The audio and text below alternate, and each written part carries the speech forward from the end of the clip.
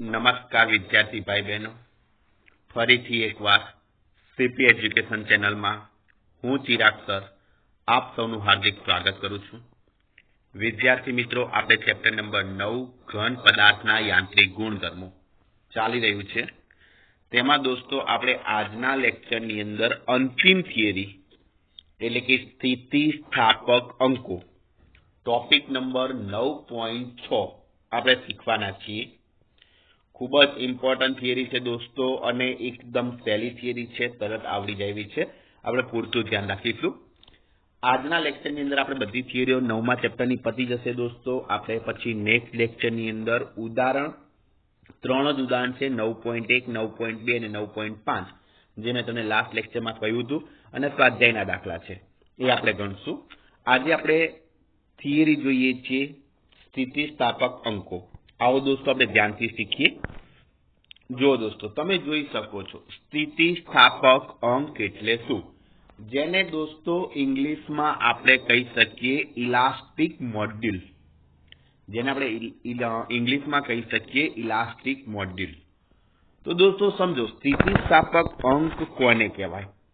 તો આપણે પ્રતિબળ ભણી ગયા અને વિકૃતિ પણ ભણી ગયા, રાઈટ? પ્રતિબળ પણ ભણી ગયા અને વિકૃતિ પણ ભણી ગયા. તો પ્રતિબળ અને વિકૃતિનો ગુણોત્તર, પ્રતિબળ અને વિકૃતિ એનો ગુણોત્તર, જેને કહેવાય છે દોસ્તો સ્થિતિસ્થાપક અંક. ક્લિયર? તો દોસ્તો મારે એમ લખવું હોય તો લખી શકું કે સ્થિતિસ્થાપક અંક ઇઝ ઇક્વલ ટુ શું? તો અહીંયા લખું કે સ્થિતિસ્થાપક, જોજો, સ્થિતિસ્થાપક અંક ઇઝ ઇક્વલ ટુ પ્રતિબળ ભાગ્યા વિકૃતિ. લખીએ કે ને, પ્રતિબળ ભાગ્યા વિકૃતિ. બરાબર છે? તો ફરીથી બોલું છું દોસ્તો, પ્રતિબળ અને વિકૃતિ ના ગુણોત્તરને શું કહે છે? સ્થિતિસ્થાપક અંક કહે છે. બીજા નંબરે, સ્થિતિસ્થાપક અંક શાના ઉપર આધાર રાખે? તો સ્થિતિસ્થાપક અંક છે દોસ્તો એ દ્રવ્યની જાત ઉપર આધારિત છે.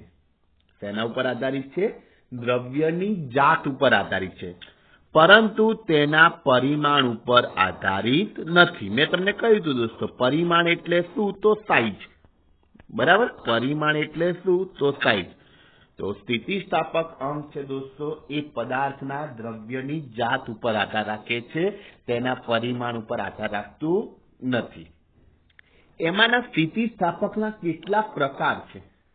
સ્થિતિસ્થાપક અંકના કેટલા પ્રકાર છે એ શીખીએ. તેમાં પહેલા નંબરનો પ્રકાર છે યંગ મોડ્યુલસ. સ્થિતિસ્થાપક અંકના દોસ્તો 3 પ્રકાર છે. એમાં પહેલા નંબરનો પ્રકાર છે યંગ મોડ્યુલસ. બીજા નંબરનો પ્રકાર, એમાં 2 છે, કદ સ્થિતિસ્થાપકતા અંક, ને બીજા નંબરે દબનીયતા. 2 છે, કદ સ્થિતિસ્થાપકતા અંક અને દબનીયતા. અને ત્રીજા નંબરે છે દોસ્તો આકાર સ્થિતિસ્થાપકતા અંક. ત્રીજા નંબરે છે દોસ્તો આકાર સ્થિતિસ્થાપકતા અંક. એનું બીજું નામ છે દ્રઢતા ગુણાંક, જેને ઇંગ્લિશમાં કહેવાય મોડ્યુલસ ઓફ રિજિડિટી. ક્લિયર? તો આ સ્થિતિસ્થાપકતા અંકના 3 પ્રકાર આપણે શીખ્યા. પહેલા નંબરે યંગ મોડ્યુલસ, બીજા નંબરે કદ સ્થિતિસ્થાપકતા અંક અને દબનીયતા, એમાં 2, અને ત્રીજા નંબરે આકાર સ્થિતિસ્થાપકતા અંક. ક્લિયર? તો એમાં દોસ્તો આપણે યંગ મોડ્યુલસ વિશે શીખીએ કે યંગ મોડ્યુલસ શું છે, અને એના વિશે આપણે સમજાવીએ. તો સમજો દોસ્તો કે જ્યારે પ્રાયોગિક અવલોકનો કરવામાં આવ્યા, એ અવલોકન પરથી નક્કી થયું કે આપેલ દ્રવ્ય માટે તણાવ પ્રતિબળ કે દાબીય પ્રતિબળ, તણાવ પ્રતિબળ હોય અથવા દાબીય પ્રતિબળ હોય, અને એના વડે ઉદ્ભવતી જે વિકૃતિ છે એનું મૂલ્ય કેવું હોય છે? તો સમાન હોય છે. એના વડે ઉદ્ભવતી જે વિકૃતિ છે એનું મૂલ્ય કેવું હોય છે? તો સમાન હોય છે. માટે યંગ મોડ્યુલસની આપણે વ્યાખ્યા લખીએ તો એમ લખાય, તણાવ પ્રતિબળ અને સંગત વિકૃતિ. તણાવ પ્રતિબળનો સિમ્બોલ છે સિગ્મા, સંગત વિકૃતિનો સિમ્બોલ છે એપ્સાઇલોન. તો તણાવ પ્રતિબળ અને સંગત વિકૃતિ બંને વચ્ચેનો ગુણોત્તર એને કહેવાય છે દોસ્તો યંગ મોડ્યુલસ. એને શું કહેવામાં આવે છે? યંગ મોડ્યુલસ તરીકે ઓળખવામાં આવે છે. અને એનો સિમ્બોલ તેના વડે દર્શાવાય છે તો કેપિટલ વાય. तो આપણે વ્યાખ્યા સ્વરૂપમાં સૂત્ર લખીએ તો યંગ મોડ્યુલસ બરાબર શું? તો યંગ મોડ્યુલસ બરાબર તણાવ પ્રતિબળ ભાગ્યા સંગત વિકૃતિ. બરાબર, યંગ મોડ્યુલસ બરાબર શું? તો તણાવ પ્રતિબળ ભાગ્યા સંગત વિકૃતિ. તો દર્શાવીએ તો કેપિટલ વાય બરાબર શું? તો કેપિટલ વાય બરાબર તણાવ પ્રતિબળ તરીકે સિગ્મા ભાગ્યા સંગત વિકૃતિ તરીકે એપ્સાઇલોન. તો વાય બરાબર સિગ્મા ભાગ્યા એપ્સાઇલોન. ક્લિયર? ઓકે, પણ તણાવ પ્રતિબળ બરાબર શું? તો આપણે પડી ગયા પ્રતિબળ બરાબર લાગુ પાડેલ બળ ભાગ્યા ક્ષેત્રફળ એટલે એફ ભાગ્યા એ. બરાબર, તો સિગ્માની જગ્યાએ એફ ભાગ્યા લખું.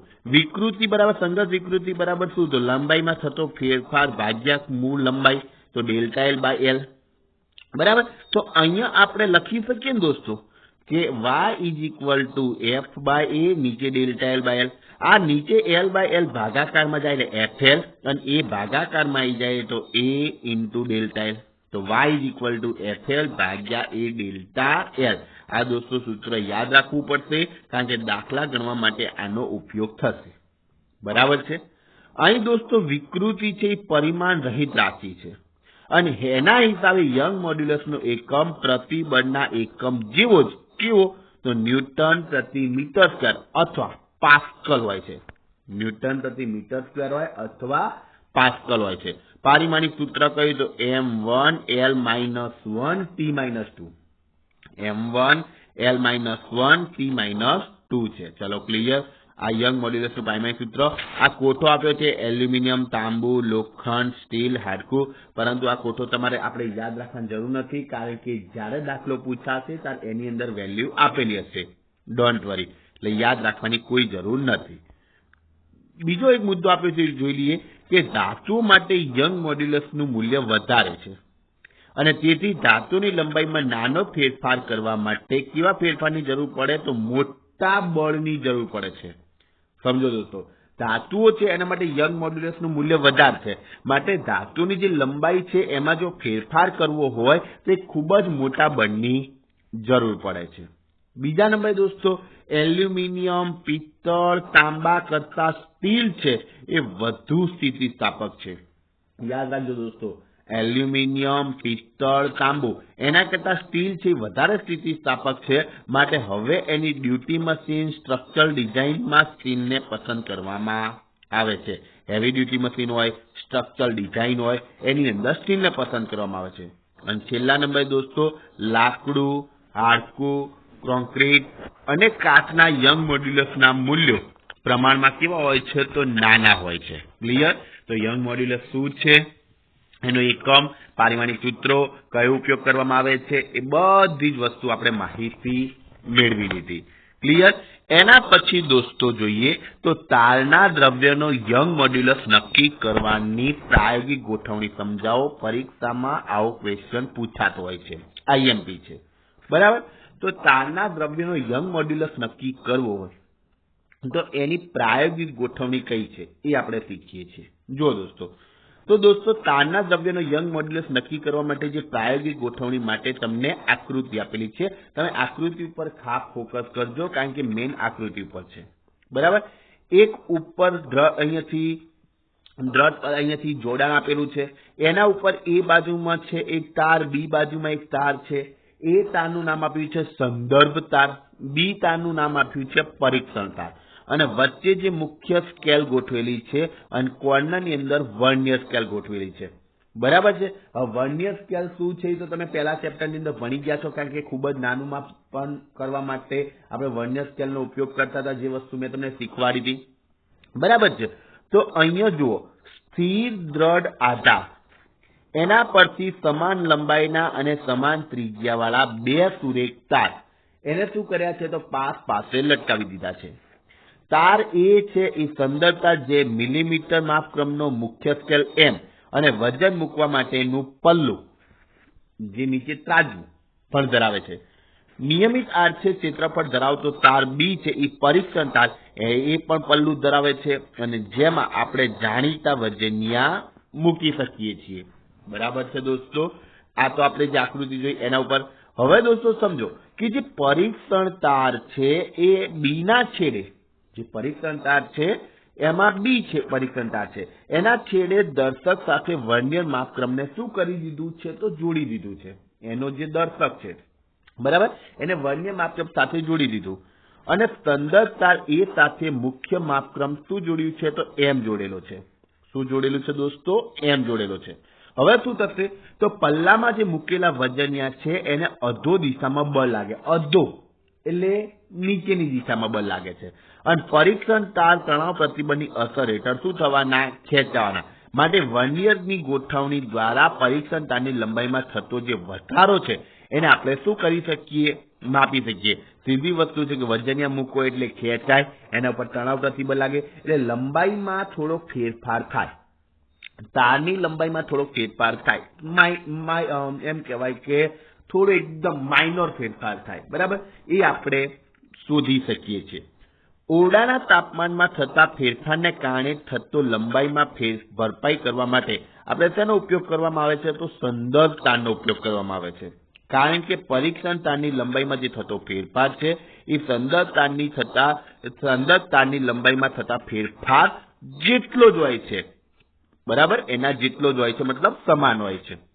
હવે દોસ્તો સમજો કે પરીક્ષણ તાર અને સંદર્ભ તારને સીધો રાખવા માટે બંને તારને પહેલા પ્રારંભમાં નાના બોજ હેઠળ એટલે કે નાના વજન હેઠળ રાખીને વર્નિયર પરનું અવલોકન નોંધવામાં આવે. એટલે પેલા નાનું અહીંયાથી વજન રાખવામાં આવે અને નાના વજન એટલે મતલબ નાના બોજ હેઠળ એને નોંધી લેવાના.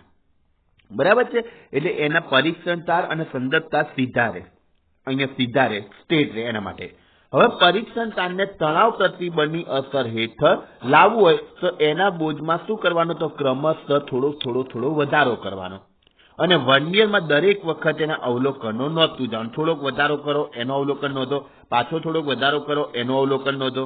બરાબર, બે વર્નિયર પરના જે અવલોકનો વચ્ચેનો જે તફાવત મળે એ શું થાય તો તારની લંબાઈમાં થયેલો ફેરફાર આપે, મતલબ વધારો આપે છે. આમ ધારો કે પરીક્ષણ તારની પ્રારંભિક ત્રિજ્યા અને લંબાઈ અનુક્રમે દોસ્તો r અને l છે. તારના આડછેદનું ક્ષેત્રફળ કયું થાય તો પાઈ r² થાય, તમને ખબર છે. ધારો કે m દળના કારણે તારની લંબાઈમાં એમ માનો કે ડેલ્ટા l જેટલો વધારો થાય તો લાગુ પાડેલ બળ કેટલું તો mg થશે. g શું છે તો ગુરુત્વ પ્રવેગ. તો આપણે ભણી ગયા યંગ મોડ્યુલસ y = σ/ε. આપણે ભણી ગયા ને તણાવ પ્રતિબળ ભાગ્યા સંગત વિકૃતિના ગુણોત્તરને યંગ મોડ્યુલસ કહે છે. આવું આપણે ભણ્યા. તો યંગ મોડ્યુલસ y = σ/ε. સિગ્માની જગ્યાએ લખું f/a અને એપ્સિલોનની જગ્યાએ લખું ΔL/L. તો શું થશે? FL/a ΔL, FL/a ΔL થશે. પણ f ની જગ્યાએ દોસ્તો હું mg લખું, l m ના m, a ની જગ્યાએ પાઈ r² લખું, નીચે ΔL m ના m. ઓકે, તો શું થશે? y = mgl/પાઈ r² ΔL, y = mgl/પાઈ r² ΔL. હવે દોસ્તો આપણે જ્યાં પરીક્ષણ તારની અંદર જે બોજ મૂક્યા હતા એ કેટલો મૂક્યો છે એ જો આપણે જોઈ લઈએ તો m હોય એનો દર તરીકે m લખીએ છીએ. g આપણો ગુરુત્વ પ્રવેગ છે, લંબાઈમાં કેટલી લંબાઈ આપેલી એ અને ડેલ્ટા લંબાઈમાં કેટલો ફેરફાર થયો, ત્રિજ્યા આપેલી હોય તો આપણે દોસ્તો યંગ મોડ્યુલસ શોધી શકીએ. એટલે અહીંયા આ જે સૂત્ર મળ્યું આ સૂત્રની અંદર જે બધી વેલ્યુ આપણે જાણતા હોઈએ તો એ વેલ્યુ મૂકીએ તો આપણને યંગ મોડ્યુલસ મળી જાય. ક્લિયર?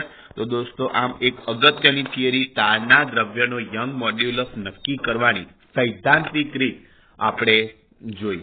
ક્લિયર દોસ્તો? એના પછી દોસ્તો આકાર સ્થિતિસ્થાપકતા અંક જે કેન્સલ છે મેં તમને કહ્યું મુજબ, એટલે આપણે જોવાનું રહેતું નથી. એના પછી આવે છે કદ સ્થિતિસ્થાપકતા અંક. આ આપણે જોઈ લઈએ. કદ સ્થિતિસ્થાપકતા અંક જોવાનું છે, પછી અને દબનીયતા, આ બે પોઈન્ટ આપણે જોઈ લઈશું. પછી પોઈઝનનો ગુણોત્તર આપણે જોવાનું નથી. તો સમજો દોસ્તો, કદ સ્થિતિસ્થાપકતા અંક જેને ઇંગ્લિશમાં કહેવાય બલ્ક મોડ્યુલસ. ઇંગ્લિશના શબ્દો પણ અમુક યાદ રાખીશું કારણ કે આપણે ઇંગ્લિશના શબ્દો ઉપર થોડાક આપણે ઉપયોગ કરવાના છે. 12મા ધોરણની અંદર બોલશું બલ્ક મોડ્યુલસ ને એવું, તો તમને યાદ હોય તો તમને ખબર પડે કે બલ્ક મોડ્યુલસ એ જ કદ સ્થિતિસ્થાપકતા અંક જ છે. બરાબર? તો જ્યારે દોસ્તો પદાર્થને પ્રવાહીમાં ડૂબાડવામાં આવે ત્યારે હાઇડ્રોલિક પ્રતિબળ ની અસર હેઠળ જ આવે છે, જેની પદાર્થના કદમાં ઘટાડો થાય છે. આથી જે ઉદ્ભવતી વિકૃતિ છે એનું નામ છે દોસ્તો કદ વિકૃતિ. એનું નામ શું છે? કદ વિકૃતિ. તો હાઇડ્રોલિક પ્રતિબળ અને તેને અનુરૂપ કદ વિકૃતિ એ બંને વચ્ચેનો ગુણોત્તર એને કહેવાય છે સ્થિતિસ્થાપકતા અંક, જેને ઇંગ્લિશમાં કહેવાય બલ્ક મોડ્યુલસ. તો ફરીથી હાઇડ્રોલિક પ્રતિબળ અને તેને અનુરૂપ કદ વિકૃતિના ગુણોત્તરને સ્થિતિસ્થાપકતા અંક કહેવાય, જેને ઇંગ્લિશમાં કહેવાય બલ્ક મોડ્યુલસ. જેને તેના વડે દર્શાવવામાં આવે છે તો બી વડે દર્શાવવામાં આવે. તો બી બરાબર શું? તો હાઇડ્રોલિક પ્રતિબળ પી ભાગ્યા કદ વિકૃતિ એટલે ડેલ્ટા વી ભાગ્યા વી. અહીંયા આગળ માઇનસ કરેલું છે. તો માઇનસ શું છે? તો ઋણ નિશાની સૂચવે છે કે દબાણમાં વધારો થાય તેમ કદમાં ઘટાડો ઉદ્ભવે છે. આમ જો પી ધન તો ડેલ્ટા વી ઋણ, પી ધન હોય તો ડેલ્ટા વી કેવા હોય છે? ઋણ હોય છે. બરાબર. આમ સંતુલનમાં રહેલા તંત્ર માટે બલ્ક મોડ્યુલસ હંમેશા કેવું હોય? ધન હોય. ચાલો આવ્યું ને બલ્ક મોડ્યુલસ. તો બલ્ક મોડ્યુલસ એટલે શું? તો કદ સ્થિતિસ્થાપકતા અંક. એટલે મેં તમને કીધું કે ઇંગ્લિશમાં થોડાક નેમ યાદ રાખવા પડે. બલ્ક મોડ્યુલસનો એકમ કેવો? તો દબાણ જેવો જ એકમ છે, એટલે કે ન્યૂટન પ્રતિ મીટર સ્ક્વેર અથવા પાસ્કલ. અને પાઇમાઇક સૂત્ર m1 L-1 T-2. ક્લિયર? આપણે બલ્ક મોડ્યુલસ એટલે કે કદ સ્થિતિસ્થાપકતા અંક વિશે પણ શીખી લીધું. અને છેલ્લી થિયરી આપણી દબનિયતા એટલે શું? દબનિયતા કોને કહેવાય? તો આપણે જે બલ્ક મોડ્યુલસ ભણ્યા એનો વ્યસ્ત કરો તો એને કહેવાય દબનિયતા. અને એને કે વડે દર્શાવવામાં આવે છે. તેના વડે? સ્મોલ કે વડે દર્શાવવામાં આવે છે. હવે દબાણનો જે એક એકમના વધારા દીઠ કદમાં થતો આંશિક ફેરફાર એના દ્વારા આપણે એને વ્યાખ્યાયિત કરી શકીએ. તો કે બરાબર 1/b. પણ બી ની જગ્યાએ આપણે શું લખતા? તો યાદ કરો, બી ઇઝ ઇક્વલ ટુ પી ભાગ્યા ડેલ્ટા વી અપોન વી, આગળ માઇનસ. બરાબર. પણ એનો વ્યસ્ત કરો. અહીંયા પી ની જગ્યાએ હું ડેલ્ટા પી કરું તો નીચે ડેલ્ટા પી અને ડેલ્ટા વી ભાગ્યા વી ઉપર જતું રહે એટલે ડેલ્ટા વી ભાગ્યા વી ઉપર આવી જશે. બરાબર. તો આપણે એમ પણ લખી શકીએ ડેલ્ટા વી ભાગ્યા વી નીચે ડેલ્ટા પી. બરાબર છે, જેને દબનિયતા તરીકે ઓળખવામાં આવે. એનો એકમ શું છે? તો જે અહીંયા બલ્ક મોડ્યુલસનો એકમ હતો ન્યૂટન પ્રતિ મીટર સ્ક્વેર. ન્યૂટન પ્રતિ મીટર સ્ક્વેર. એનાથી ઉલટું જે માઇનસ હતું પ્લસ પ્લસ એ માઇનસ, તો શું થાય? ન્યૂટન ઇન્વર્સ મીટર સ્ક્વેર, અથવા એને પાસ્કલ ઇન્વર્સ તરીકે પણ ઓળખાય. અને જે પારિમાણિક સૂત્ર હતું m1 L-1 T-2 એનું ઉલટું એટલે કે m-1 L-1 T-2 એનું પારિમાણિક સૂત્ર મળી જશે. ક્લિયર? તો દોસ્તો આમ આ સાથે આપણે આ ચેપ્ટરની થિયરી, તમામ થિયરી આપણે પૂરી કરી દીધી છે. આ ચેપ્ટરની તમામ થિયરી દોસ્તો આપણી પૂરી થઈ ગઈ છે. હવે દોસ્તો આપણે એક્ઝામ્પલ જોવાના છીએ. તો દોસ્તો પહેલા આપણે સૌપ્રથમ આજના લેક્ચરની અંદર શું શું શીખ્યા એ આપણે જોઈ લઈએ. તો એક સ્થિતિસ્થાપકતા અંક શીખ્યા, એ શું છે, એના પ્રકાર કયા કયા એ શીખ્યા. બરાબર. એમાં બીજા નંબરે સ્થિતિસ્થાપકતા અંકનો પહેલો પ્રકાર યંગ મોડ્યુલસ શું છે, એનો એકમ પારિમાણિક સૂત્ર પણ શીખ્યા. અને કોઈ પણ તારે દ્રવ્યતાનો યંગ મોડ્યુલસ નક્કી કરવાની પ્રાયોગિક ગોઠવણી એ પણ આપણે શીખી લીધી. એના પછી છેલ્લે બલ્ક મોડ્યુલસ એટલે કદ સ્થિતિસ્થાપકતા અંક એટલે શું, એનો એકમ પારિમાણિક સૂત્ર એ પણ શીખી લીધું. અને છેલ્લે દબનિયતા કોને કહેવાય એ પણ શીખી લીધું. એનો પણ એકમ અને પારિમાણિક સૂત્રો શીખી લીધા છે. ક્લિયર? તો દોસ્તો આમ આપણે આજના લેક્ચરની અંદર કુલ 5 થિયરી શીખ્યા.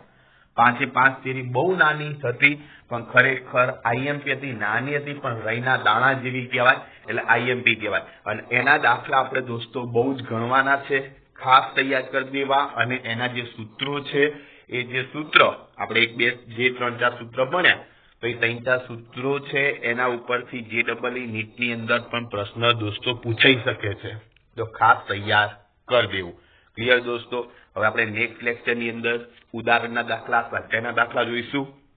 પણ જો દોસ્તો વિડીયો પસંદ આવ્યો હોય તો લાઈક કરજો, તમારા મિત્રોને શેર કરજો અને ચેનલને સબસ્ક્રાઇબ કરજો. કારણ કે આવનારા બધા જ વિડીયોની નોટિફિકેશન સૌપ્રથમ તમને મળતી રહે, તમારા મોબાઈલની અંદર તમને નોટિફિકેશન મળે, તમે વિડીયો ઓપન કરી શાંતિથી ઘરે બેઠા બેઠા નિહાળી શકો, ભણી શકો. બરાબર? તો દોસ્તો આપણે નેક્સ્ટ લેક્ચરમાં ફરીથી મળીશું. અત્યારે બસ આટલું જ. આવજો.